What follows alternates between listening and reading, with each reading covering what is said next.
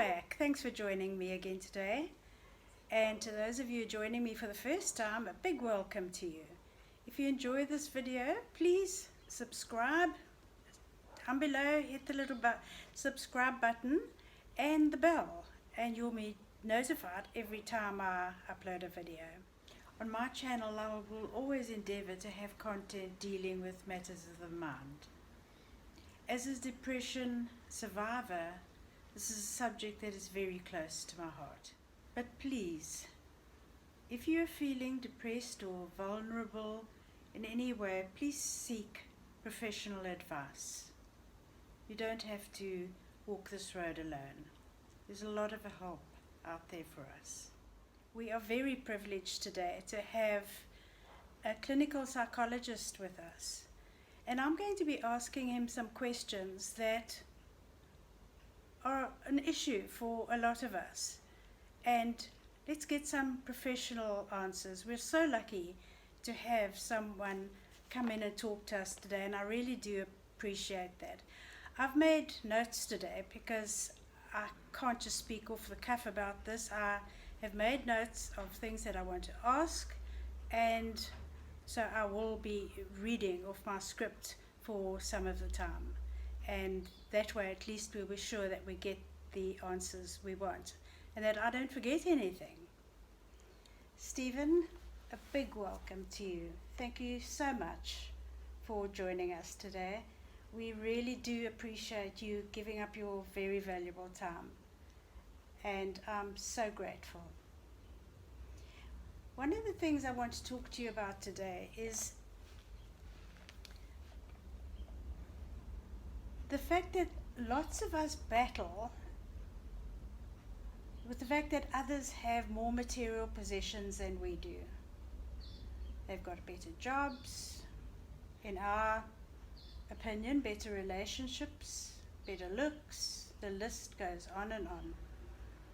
Sometimes we even feel resentful because we can't believe that we have put so much effort into our lives. Have we not been as successful as others? What is it about us humans that makes us feel this way? Sure. Good question, Rose. Firstly, I think thank you for having me with you. It's always a pleasure to join you and discuss, I suppose, life's challenges that we all face on a day-to-day basis.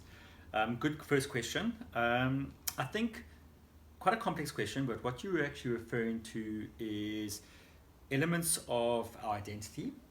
So what makes us who we are, and how those elements, how we interpret those elements with reference to the world around us, the people around us. We socialize in a certain way. We socialize, unfortunately, through media, through how we're taught growing up in schools, in sporting teams, through how coaches interpret us, and how we learn as we grow up through life. We are socialized to compare. And unfortunately, the act of comparison, whilst it can be constructive in some sense, can also be destructive in other sense. And what you're alluding to here is when that comparison between oneself and others becomes destructive. So you take these roles or parts of identity, and you compare those of yourself with others. And if you have either put other people onto a pedestal, so you've elevated them, okay, sometimes valid or sometimes actually invalid elevation of them, immediately thereby putting yourself down, or if you taint yourself with a negative valuation of oneself and one's own identities, then what gets is a negative scale. So you put yourself down compared to others, which immediately causes a sense of injustice, it causes a negative sense of self, and ultimately a negative sense of self-worth. And that can lead to a depressed, long-term depressed sense of self, which is hard to change because it becomes habitual, how one thinks about oneself. So, and not an uncommon challenge that people face. Not uncommon. So it's about how to correct that process, which is often easier said than done, because if you think about what I've just said, it's a lifetime of building up in terms of how one appraises oneself compared to others. And then as an adult, typically, if you're fortunate enough to go through the process of trying to challenge it, you have to try and challenge yourself in the immediate sense, dealing with a whole lifetime of challenges of being built up. So you refer to resentment. Resentment is one form of negative emotional response to this self-evaluation process, comparing ourselves with others. And essentially that resentment stems from us, again, putting others above us. Okay, we evaluating them and giving them, in a sense, a high value of worth than ourselves. And that's going to naturally cause a bit of bitterness, unless you're a completely altruistic person, and there's very few people that are completely 100% altruistic. We all care about ourselves. We all want to think of ourselves as highly as possible, but made hard when we put others above us all the time. So I think more importantly there is, rather, instead of trying to not feel resentment, rather change the way you see others and how you see yourself. And on seeing others, what interests me all the time is how often I've come across someone who tells me how fortunate other people are, what they have, and their life and their lifestyle, and so on, compared to theirs. And I always want to ask, how valid is that comparison? How well do you actually know that other person you're comparing yourself to? You know what you see, you know what they tell you, okay? How well do you actually know them? What's happening behind the scenes? What's the truth of their story, their life story, what they are experiencing inside? Because the truth might be very different to what you actually perceive. And if you knew the truth, maybe one's own self and one's own life isn't that bad in comparison, which changes obviously how one then feels as an outcome of that comparison or evaluation process. Thanks for explaining that, Stephen. So how then can we move beyond this burden that is ultimately a barrier between us and our own happiness? Starting point, focus on yourself. Focus on yourself and acknowledge your positives.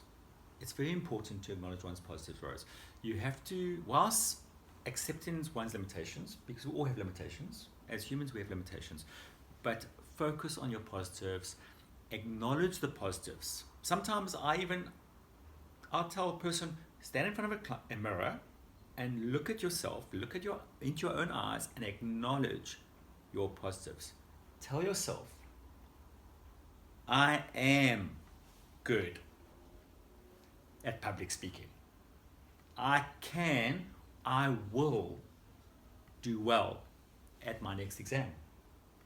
By focusing on and by speaking to oneself, thinking about oneself and one's positive, and acknowledging them on a repetitive, constant basis, it's reinforcing that cognitive strata deep within that actually tells us we're okay, we're worthy.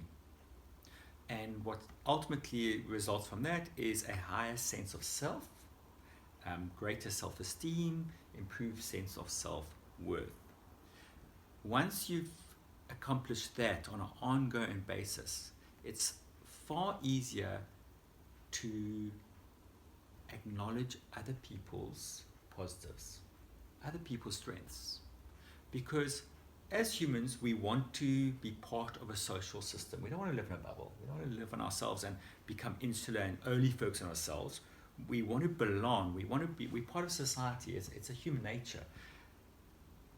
What we can't lose is always by focusing on the external world and other people. We want to focus on ourselves. We want to focus on our positives. Get to a point where we're healthy, have a healthy perspective or perception of ourselves, and then free ourselves up to acknowledge others and their positives. highlighting to them how well they've done on an aspect of their life.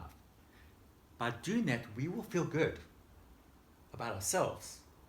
And bear in mind that we've developed this healthy sense of self within. So by acknowledging someone else's positives, we're not putting ourselves down.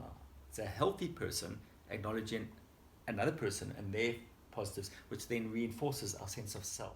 That is such good advice. Thanks very much. Have you any pointers for us on how to maintain this? Yes, Rose. It's one thing to improve one's sense of self and how one thinks, and thereby one's mood, and also obviously thereby influencing how one engages with and have relationships with others. But maintain it on a constant basis, so that it is sustainable, is key. Key to longevity of mood, positive mood, happiness, and good relationships, and in a sense a healthy well-being lifestyle. So for me it's very simple, both internally and externally. Have an evaluation or a model of reevaluating on oneself, how one thinks, how one's feeling, and how one's behaving on a constant basis.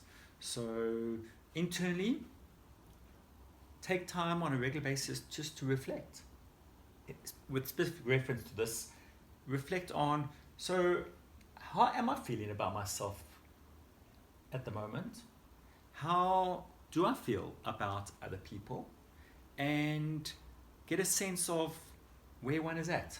Because let's be honest, all humans, we all become complacent at time, and we know the recipe that we're referring to in terms of how to be healthy, but we can become distracted, we can become complacent.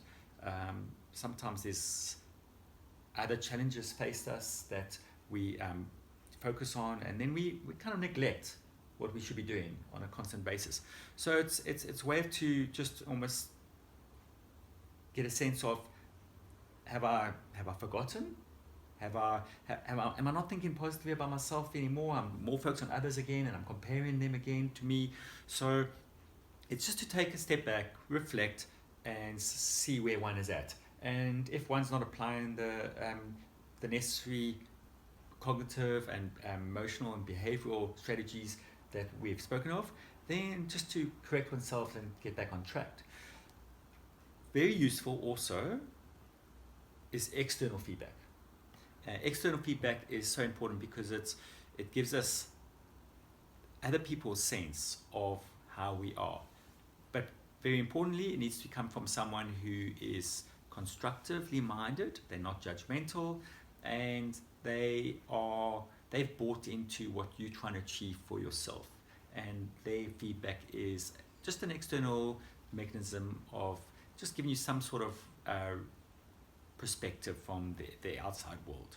So by doing that, that's a good way of keeping oneself, just from a maintenance perspective, making it sustainable.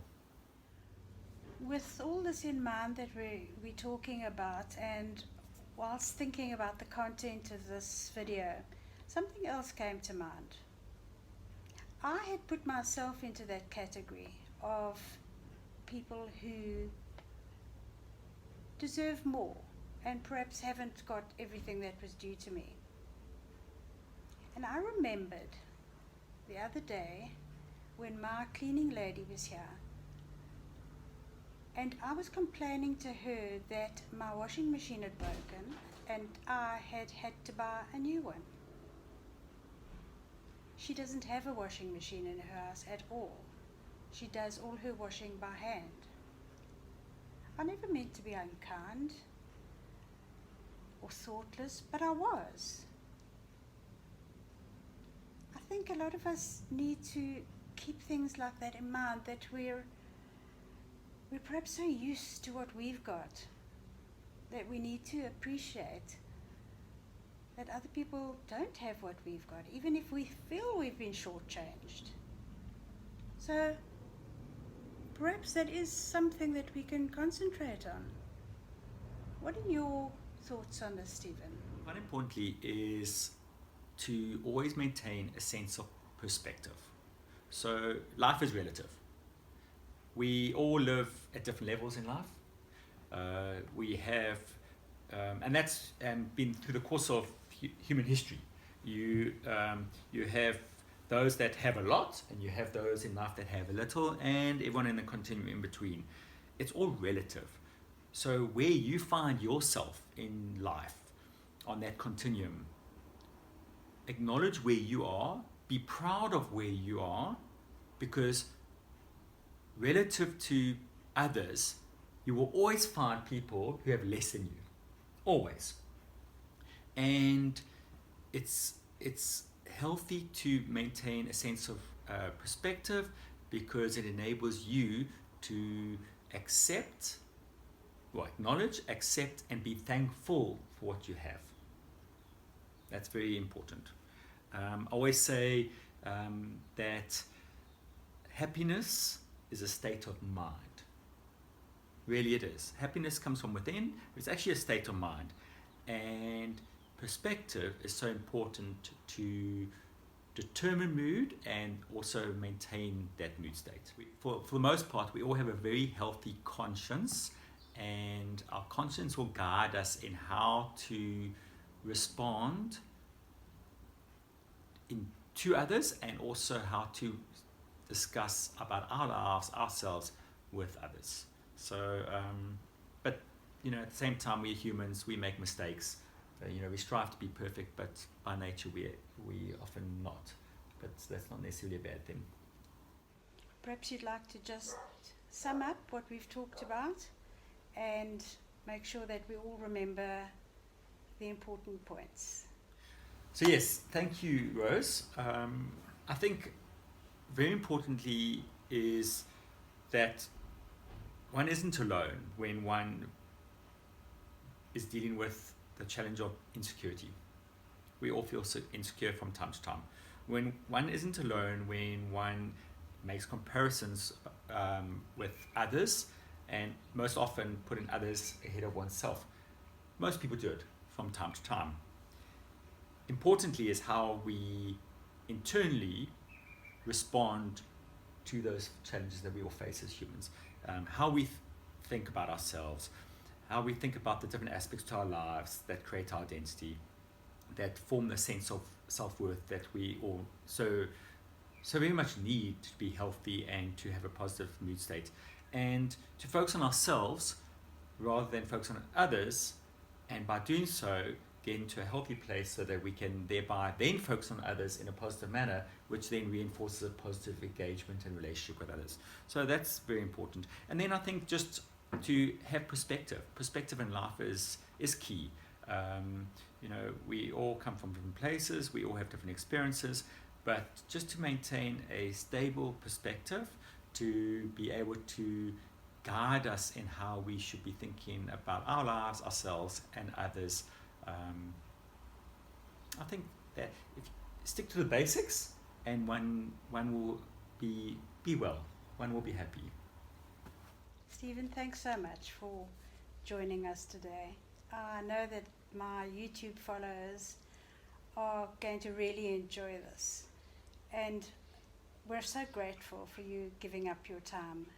Thank you very much. Well, how wonderful was that? Weren't we just so privileged to have a professional talk to us? Thank you very much, Stephen.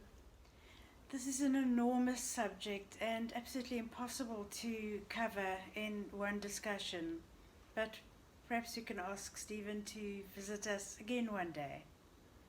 But please let me stress that if you are battling with any issues, any sort of emotions that are stopping you from enjoying your life to the fullest, please seek professional help.